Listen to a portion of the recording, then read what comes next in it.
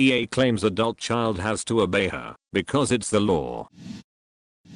XL Another post about a parent volunteering their adult child reminded me of this. It happened to my cousin, but I was there for the majority of the story. I remember it so clearly for a couple of reasons. In addition to just having a good memory, it was the first trip after my father had died, and it was, sadly, the last trip I took with my mother. She died less than a year later.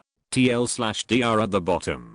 My aunt was always playing the big shot of solving people's problems, but using my cousin as the actual person to take on the problem, always for free. If someone insisted on paying, EA kept the money. Need a babysitter? A ride? House cleaned? Yard mowed? Errands run? Oh, my daughter can do it. As far as my aunt was concerned, the only reason Emily existed was to cater to her. Emily was her ultimate trophy. EA was entitled long before it became a huge thing.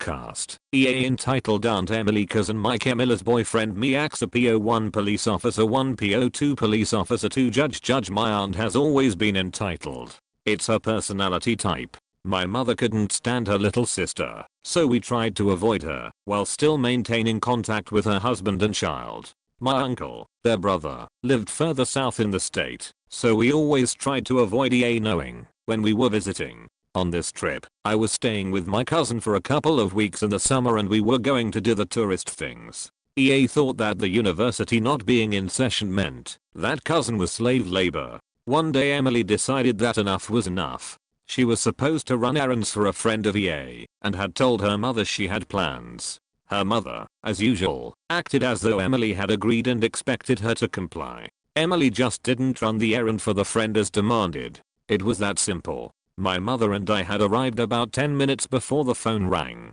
EA called, and though this was back during landlines, she was screaming so loudly that both my mother and I could hear both sides clearly. EA, how dare you embarrass me with my friends. You call Mrs. No-Name and apologize immediately. You are grounded for a month and you may not drive the car at all. Now you make that call and go run those errands now. If anyone can explain how she was supposed to do this without using the car, I'd like to know. Emily, Mom, I'm 22. I do not live in your house. You do not pay my bills. And you do not own my car. Run the errands yourself. I have plans. My mom was a little nervous leaving us at that point. It's a mom thing, and she has met her sister thing. Even though we were both fine. She left just after meeting Emily's boyfriend. We left and went to a water park and a few other things. We got back to the house and were talking about where to have dinner. Mom insisted on paying for us to go someplace really nice for dinner that night.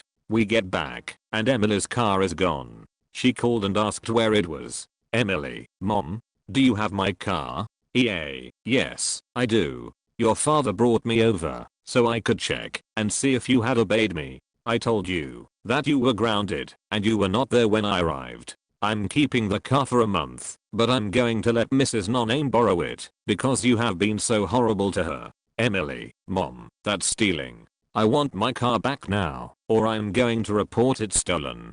No, Mrs. No-Name can't drive my car. EA, I'm your mother. What I say goes. Missy, you need to learn some respect and to get it through your head that I'm in charge and you are the child. You don't own anything. It's mine because I'm your mother. The police will likely arrest you for wasting their time. Emily hangs up and looks at me. She is so angry she is crying in rage. Emily, Axa, if I call the police she's going to know you are here. Me, I can live with that. That fallout is a whole other story. She picks up the phone and calls the police. Tells them the car has been taken without her permission and where it is. Mike drives us over there. We do not want to miss the show. PO1 knocks on the door. EA answers. EA, hello, officers. Do you need something?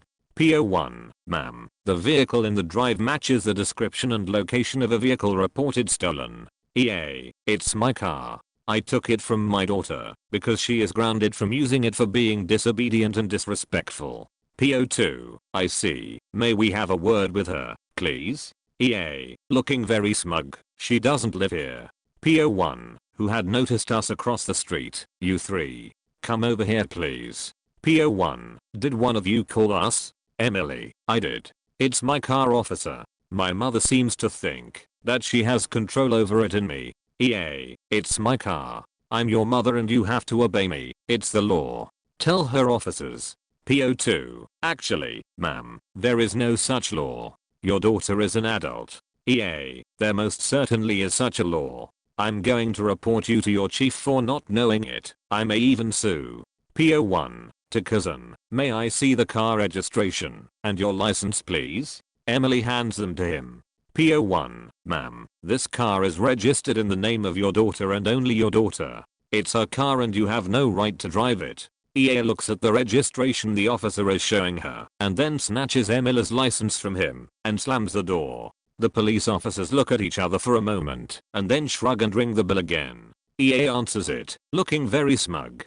PO1, ma'am, I'm going to need you to return the license now. EA hands him the license that she has cut into several pieces. EA, now she can't drive because she doesn't have a license. She looks at Emily as though she just scored some odd victory. Then she finally notices me. EA, Axa, what are you doing here? Me, just trying to have a nice visit with my cousin. She has hated me for years. EA, you need to leave. I didn't give you permission to visit. Where is your mother? Me, I don't need your permission. My mother is not here. I can travel without her.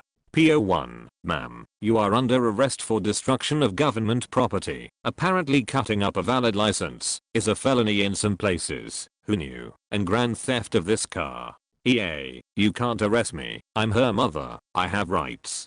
PO2, yes, you do. He then reads them to her. The officer explains to us that until she destroyed the license he had been willing to issue an appearance ticket. Then instead of being arrested she would just have had to appear in front of the judge and get a fine. This was a much bigger deal. Emily ran into the house to tell her father what had happened. We all chatted for a little bit until the phone rang. It was EA telling him to call their attorney. We left. I drove the car back to Emily's and took her to get a license replaced the next morning. The attorney called by my uncle apparently didn't know my aunt and he showed up at the first hearing a week later to try and get it dismissed. It looked to be going her way at first. EA attorney, Your Honor, this is a family matter. It's simply a case of a mother disciplining her child and the child calling the police because her mother grounded her from using the car.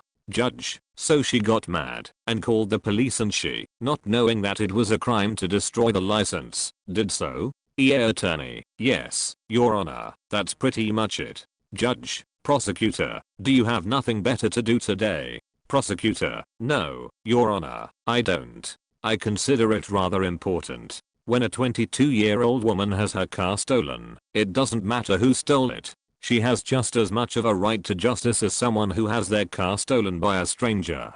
Judge. 22. The victim is 22. Prosecutor, yes, Your Honor. The victim is a 22-year-old woman who is the sole owner of the vehicle in question. Her mother became enraged at her daughter. She then went to her daughter's home, stole her car and later destroyed her license. EA attorney, Your Honor, I was not aware of the age or living situation of the victim. I was under the impression that the child was a minor who resides with her parents. EA was sitting there still looking smug. Her attorney was sweating bullets. Judge, EA, do you realize that these are very serious charges, and if convicted you face up to 8 years in prison? EA, for what? I have the right to discipline my child as I see fit. She disobeyed me. She will think twice before doing it again. Judge, no, you don't. You have the right to discipline your child within the confines of the law. You have stepped outside of that parameter. You stole your daughter's car. EA, I'm her mother. It's my right. It isn't really theft, because she is my child and her property belongs to me, by law. Judge, where did you get your law degree? EA, I don't have one. Judge, then let me be the first to explain to you that your child is a legal adult. Period. You have no right to anything of hers without her express consent. Period. You may not take her car without her permission. Period. You may not enter her home without her permission. Period. Do you understand that? EA, you don't know what you are talking about. I'm her mother. That gives me the right. I'm in charge. Judge, no, ma'am, I'm in charge. This case will be held over for trial. I went home a week later. EA eventually took a plea deal where she had 2 years probation and had to take parenting classes. The parenting classes were Mike's idea and the prosecutor thought it was great. We laughed hysterically over that because my cousin is an only child, lol. Emily and Mike married a year later and moved the hell away from there. This took place about 30 years ago. EA maintained for the rest of her life that the judges, there were 5 for different status hearings, didn't know what the hell they were doing, and she was right. TL/DR. Entitled aunt thinks she can punish adult child by taking her car. The police and the judge disagree with her. Im pulls a taser on me after I don't give her and her kid a refund. So this is my first post here. I work at my local supermarket. Obviously we have all sorts of idiots and entitled buffoons coming, but this one clearly takes the cake. So this mother came up to my checkout lane and started putting stuff on the belt. Apparently she decided to give her kid the box of Oreos she was buying, and he elected to tear through that shit like there was no tomorrow. So she pulls it away from him. Situation ensues. Me, you know the drill. Tony, put those down. She turns to me now with a half-eaten box. Oh, I'm sorry, could I get a refund for these? Me, ma'am, you haven't bought those yet. Yes I have, and I can't use them now, can you give me a refund? Me, ma'am, you haven't bought them, now you have to, that'll be $5, roughly. No, I bought these, and now I want my money back. Now I don't know if this was some god-awful scheme, or if she was actually this stupid, but either way. Me, ma'am, I cannot give you a refund on a product you haven't bought. You'll give me a goddamn refund. At this point she pulls out a taser and starts waving it in my direction. I hit the button to trigger the silent alarm. The cops are now on the way.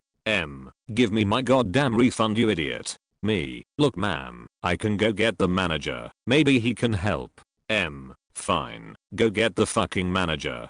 So I go back and get him, and he goes out and talks to her. I didn't hear what they said because I cowered in the office for fear of being tased, but the cops showed up after about 4 minutes and arrested her. So it was a hell of a Friday.